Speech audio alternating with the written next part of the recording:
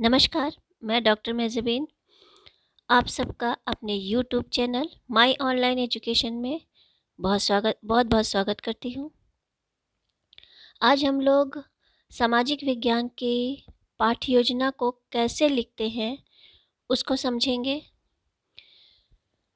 इसमें भी इसमें भी अन्य पाठ्य योजनाओं के समान सबसे पहले ऊपर मध्य में पाठ्य योजना को लिखेंगे और उसकी संख्या को भी इंगित करेंगे। फिर उसके नीचे विद्यालय का नाम आएगा।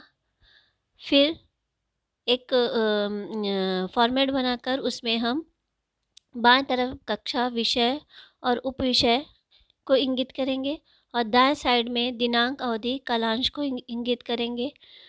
यहाँ पे ये मध्य में जो है, मध्य में हम प्रकरण को इंगित करेंगे।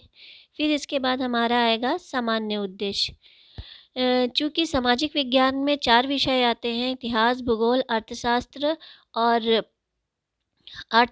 और राजनीति शास्त्र, तो इन सब के सामान्य उद्देश्य अलग-अलग होंगे और हर विषय के जो भी पाठ्य योजना बनेगी वो सामान्य उद्देश्य यहाँ पे लिखे जाएँगे। सभी के चारों के सामान्य उद्देश्य मैंने डिस्क्रिप्शन में दे दिए हैं, आप वहाँ से उनके लिंक हैं, वहाँ से आप खोलकर उसको देख सकते हैं, लिख सकते हैं। सामान्य उद्देश्य के बाद हमारा आएगा विशिष्ट उद्देश्य। विशिष्ट उद्देश्य हमारा प्रकरण से संबंधित होता है, तो सभी जितने भी प्रकरण बदलते जाएंगे उसी के हिसाब से हमारा विशिष्ट उद्देश्य भी बदलता जाएगा। ये हमारा ब्लूम के टेक्सोनॉमी, ब्लूम के जो ज्ञानात्मक, भावात्मक और क्रियात्मक स्तर हैं उनसे संबंधित एक-एक विशिष्ट उद्देश्य कम से कम होंगे। ये हमारे निरीक्षण करने योग्य व्यवहार के रूप में होंगे,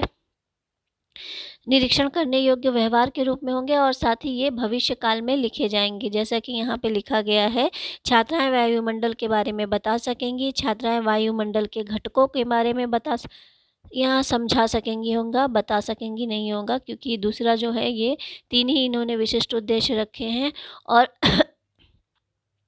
तीनों दूसरा जो है हमारा भावात्मक स्तर का है, तो यहाँ बता सकेंगी नहीं होगा। पहले में ज्ञानात्मक स्तर का है, यहाँ ठीक है, यहाँ समझा सकेंगी होगा।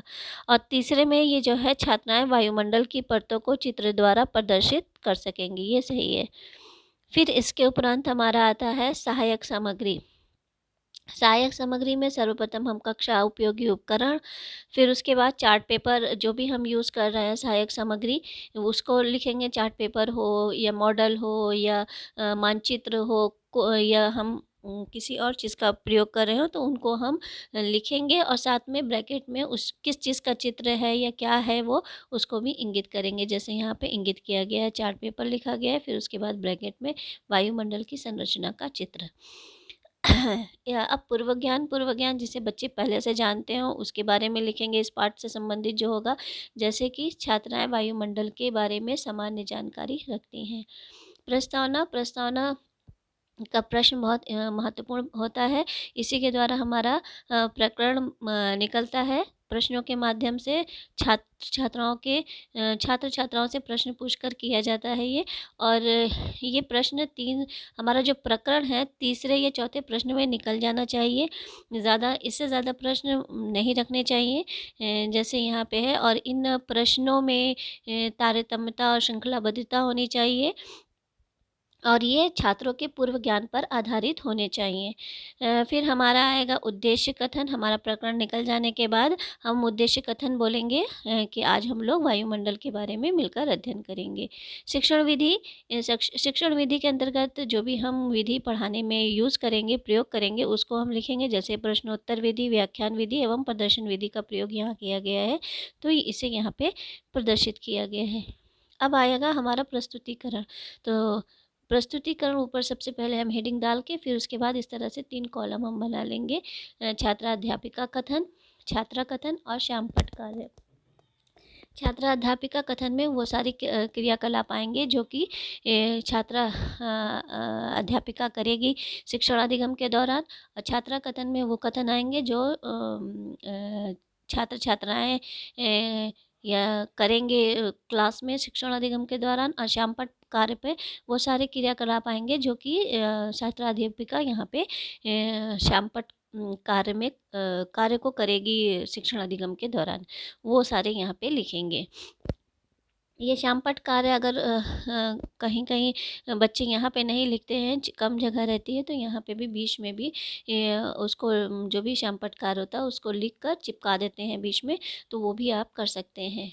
सर्वप्रथम यहाँ पे देखिए स्पष्टीकरण इस तरह से लिखा नहीं गया है, यहाँ पे कर दिया गया है, क्योंकि यहाँ जो प्रश्न है यहाँ प्रकरण से निकला है वायुमंडल, उसी को समझाया गया है। आप चाहें तो पहले 2 प्रश्न भी पूछ के एक आध 2 प्रश्न पूछ कर भी स्पष्टीकरण लिख कर स्पष्टीकरण भी शुरू कर सकते हैं, इस तरह से भी होता है ये।